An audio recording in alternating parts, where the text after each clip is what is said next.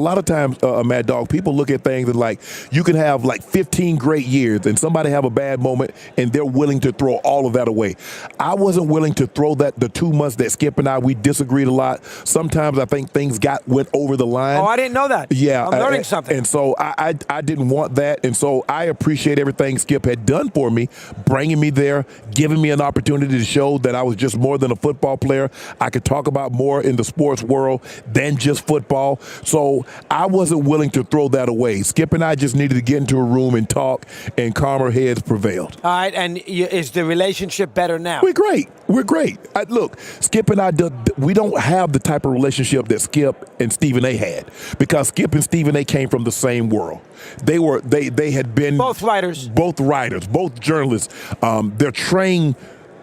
They see what they see through the journalist's eyes. I'm an ex-athlete. I see things through an athlete's eyes. And so for me, we see things differently. That's why we work on the show. He sees things one way, I see things another way. But I think the thing is that Skip and that I conveyed to Skip is that, look, we can disagree, but I want to color between the lines. I don't want the disagreement to go outside of the lines and where it becomes. And you thought there for a little while it did? Yeah, I did. I think everybody thought that. I did not realize that. And, you know, Skip has a, up and down reputation. Overall, though, he's done a great job for your career. Yeah. Stephen A. swears by him, too. Yeah, man. He's done a great job by my career. I don't have a career really in the media. Yeah, I had my stint at CBS, and I want to thank Sean McManus and for giving me that opportunity. Tony Batiti, they believed in me. I didn't have a whole lot of experience. I came right off the field, and they gave me an opportunity to do that. So I appreciate what they did for me for the decade in which I was at CBS. But I was miscast. I needed this format. I need a format where I can talk about a lot of different things and give my opinion. Not 20 seconds and not 20 seconds. Show. Yeah. And so Skip gave me this opportunity and the platform that I have, Club Shay Shay Podcast and Skip and Shannon Undisputed, and people, more people know me now from Skip and Shannon Undisputed than know me in 14 years that I played in the NFL. People ask me, like, how do you know so much about sports? How do you know so much about football? I was like, I study a lot. A lot of people don't realize that I actually played, and I was a pretty good player, Mad Dog. More than pretty good. I know. All right, let's get to the second thing. Let's get this out of the way. I didn't pay too much attention to it, but I know there was that incident there at the Staples Center with you on the court. No, I didn't go on the court. Okay, well, tell me about that. Go ahead. Well, what was that about? Look, it was a situation where Mad Dog, in that situation, I forgot who I was. It was a situation that the temperature in the arena needed to be turned down. I turned it up. I'm the adult in that situation. Not to say they're not adults, but I'm 54-year-old. I got kids older than them. So instead of escalating a situation, I should have de-escalated the situation. I should have just, man, y'all crazy, man. But the Lakers still gonna win this game. Laughed it off. But I escalated the situation, and I shouldn't have. And so for me, guys hear me all the time. I preach responsibility and accountability.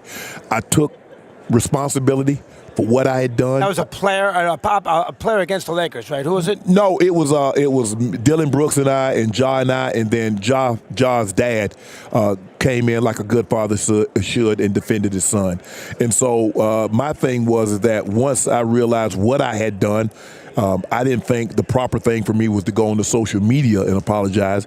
Let me go on my platform. Let me look into a camera. It was not written in prompter. That was straight from my heart. You did that the next day? I did that that was a Friday night. I did it on Monday morning. Monday morning. Was there any repercussions with Fox or FS? I called them Saturday. I called my bosses and told them I said I know you guys have seen it, but let me explain what happened. Drip Bayless. Man, Skip is drippy drip. Look, it's kind of hard to explain it because people see his brash. They see his tough exterior. And he's just like, but man, he is.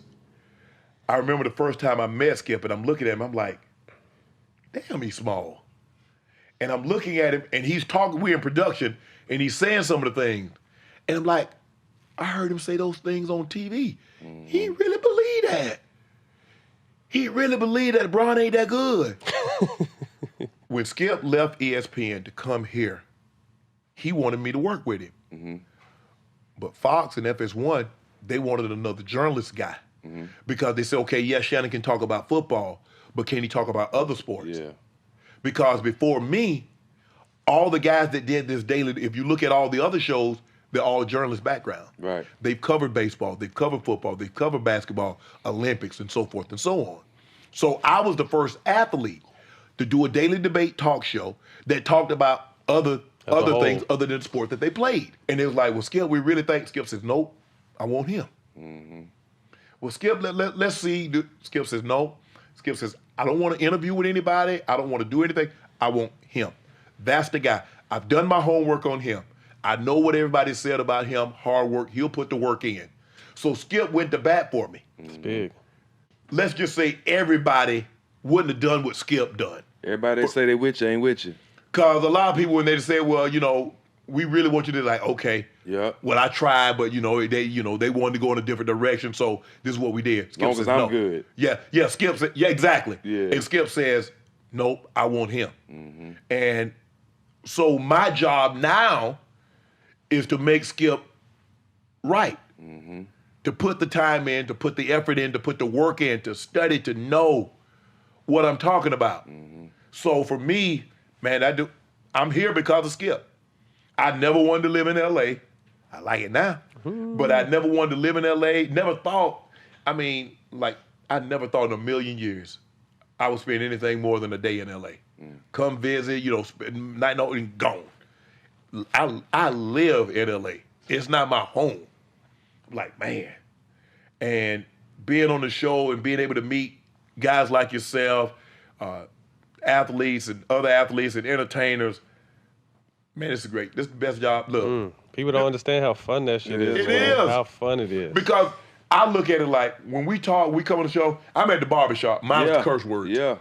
That's where we are. And that's what I tell people. I was like, bro, I'm at the barbershop. Yeah. And the conversations that we have, that we're discussing, is that, and that's why people watch these shows. Because they're having the same discussion that we're having. Exactly. In the same tone. Man, Giannis better than LeBron. Man, LeBron, big stop. Boy, you lying, man. He ain't better than Kane. Exactly. So we're having those same discussions. Yeah. But we just on live television. Yeah. To see you guys, how you guys talk about your sport and how things are, and then have a football player come in and talk about it, or a baseball player, or actors and things. Still about respect. Yeah. It's still about working at your craft. And that's what it's about. And in this now, I just work at it. Now, I'm not obsessed like I was. Because when I first got here and I got the job, I would do the show, and then I would go home and rewatch the show in its entirety. Studying film. And I was just doing that over and over and then over and over. I was rewatching it rewatched the show like 4 hours. And my agent said, Shannon, you're going to burn out. You can't do that. He said, you got to do something. I wouldn't go anywhere. I mean, the first year I was here, I put 2,000 miles on my car. I went to work, I went to work out, and I came home. I didn't do anything. That was it. All the thing was just focus, just focus. It's like, Shannon, you can't do that. He said, you burn yourself out. Gotta live a little bit. He said, yeah. He said, you gotta pace yourself. He said, if you want to do this, he said, at this pace, you'll last a couple of years. And so I started to pull back. I was like, okay. But it's a lot of work. To be good at anything, you got to work at it. I just sit here and imagine a battle off with you and Skip against Stephen A. and Max Kellerman. How you think that would go? Man, they don't stand a chance. You think you got it? I'm pulling. So you match it up probably with Stephen A. then, right? You going to Stephen A. here? Stephen A. don't want this smoke. Stephen A. don't want all this smoke. He don't want this smoke? No, he don't want all this smoke. 2-on-2 debate. That should be like an all-star debate game or some shit like that. They just go off topics and fire it. Then Stephen A. Stephen A., we can make this happen. That'll be dope. We can make this happen.